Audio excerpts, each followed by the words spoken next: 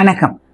இப்ப நம்ம ஒரு வரிசைக்கிரமா நிறைய கணேச முத்திரை, விநாயகரை சேர்ந்த சில முத்திரைகளை பார்க்க போறோம்.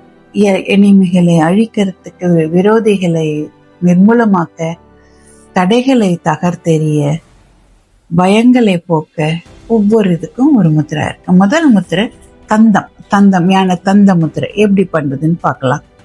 இந்த விரலெல்லாம் சேர்த்து இப்படி வச்சுட்டு அப்புறம் நடுவிரல எடுக்கணும், அவ்வளவுதான்.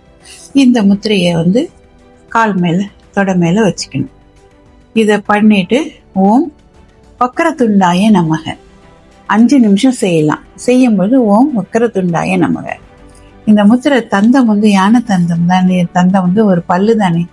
அதே மாதிரி பல் சம்பந்தமான எல்லா பிரச்சனைகளுக்கும், இடைவெளி இருக்கிறது, சொத்தப்பல்லு, கேவிட்டிஸ் இருக்கிறது, எல்லாத்துக்கும் இன்ஃபெக்ஷன் இருந்த தாடைகள் பலகீனமா இருந்தா எல்லாத்துக்குமே இது சரியாகும்.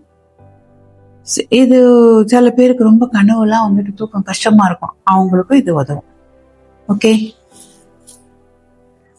தண்டமுத்திரை.